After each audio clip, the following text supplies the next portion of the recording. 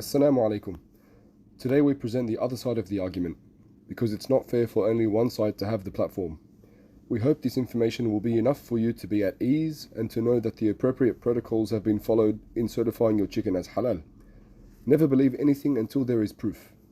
On that basis, we have spoken to Keysar Trad, the former president and treasurer of AFIC, one of the first major Islamic organizations to certify halal chicken in Australia.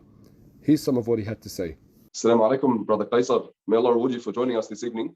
We had a few quick questions to try and find out some more information about the recent chicken halal slaughtering controversy, if you don't mind.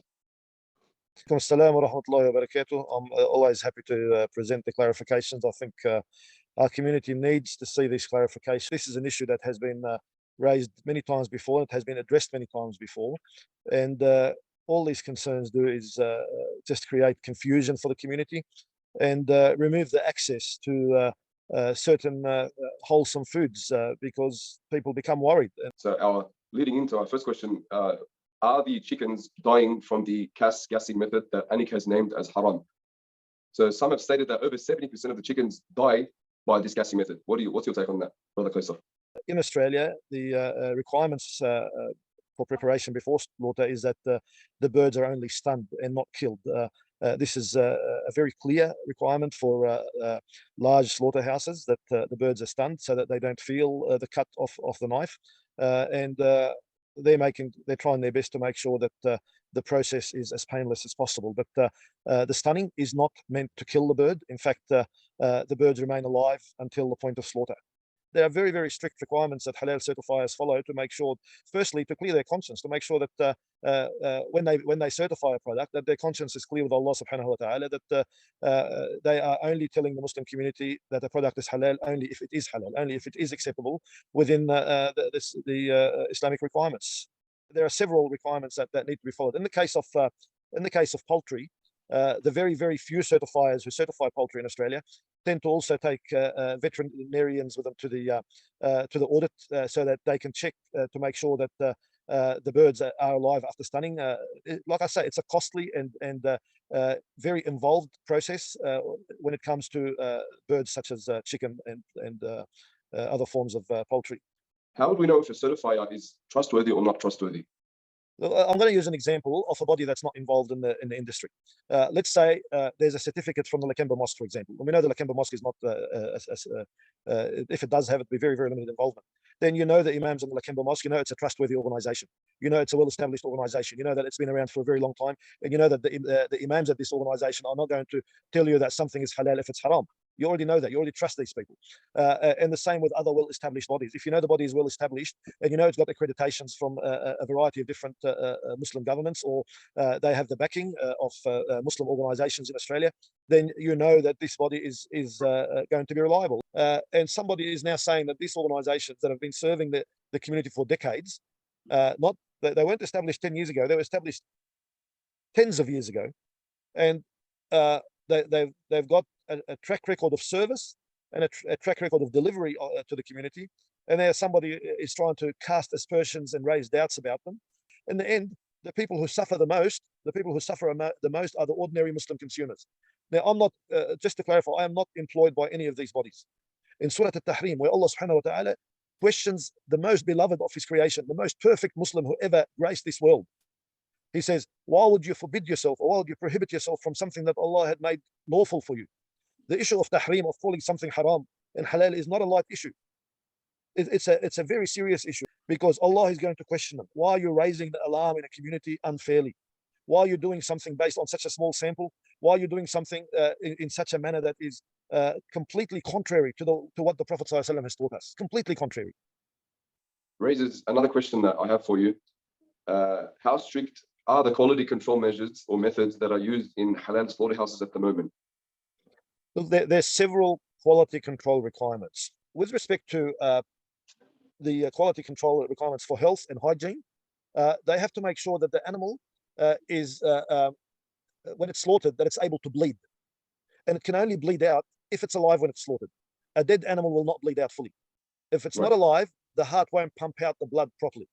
The rationalization behind it is that it allows the animal to bleed, and any impurities that might be in the blood will go out of the system of that animal, so you're not eating it. Before they certify a body, they require that they have a number of Muslim halal trained slaughtermen on every shift, including one of them has to be a supervisor. And one of the things that they check is that the blades are sharp, that the animals display. Another thing is the animals display vital signs. There are several things they check for to make sure that these birds are slaughtered in a way according to the Islamic requirements. It requires trained people. It's not anybody can do it. In this particular slaughterhouse that these people claim to have investigated, we don't know what would have been the fate of those birds that died. We don't know what the processes are. No one can claim that on the basis of inspecting one small sample that the same thing applies everywhere. And then they're accusing the auditors. They're accusing the sheikh or the sharia expert who goes with the auditors. They're accusing the certifying body. They have just committed slander against several different Muslims. And that is something that the community should not accept under any circumstances. The slander is not just against the certification body, if that place is being certified at all. The slander is against several different. What we're seeing in this particular case, we don't know if that place is being certified, but all the certifiers are now being accused of doing the wrong thing. And on the basis of a small sample, the alarm is being raised, and everybody in the community is being told not to eat a certain halal food. So they've broken the command of Allah subhanahu wa ta'ala in Surah Al-Tahrim. They have broken the command not to slander. They have broken the command where Allah subhanahu wa ta'ala says, "Fatabayyanu," check it out. They have not done that properly. They have broken the command of talking to each other privately and seeking to correct this. And these are supposed to be the people who teach us our religion, and they're not following our religion. They are not following what the Quran says or what the Prophet ﷺ says by being so alarmist and by being so slanderous. Right. So would it be safe to say that these are irresponsible actions in the sense that they went directly to the consumers rather than going to those stakeholders, the auditor, the slaughterman, the sheikh and the Shara'i board who are in charge of the accreditation process? How responsible is it to go straight to the public rather than addressing these concerns and seeking a non-conformance order from those particular stakeholders? I really don't like to say this, but my experience in our community is that ordinary Muslims are great, wonderful. We have beautiful Muslims in this country, in this community. The ordinary, everyday Muslim, beautiful people. But you come to some of those people in leadership and in organizations, when they become a little bit desperate for authority and for money, they tend to break too many rules. This has been very unfair to the Muslim community. This has been very unfair to the Muslim consumer. This is very unfair to the Muslim butchers. This is very unfair to the Muslim restaurants as well. This is very unfair to so many sectors of our Muslim community. I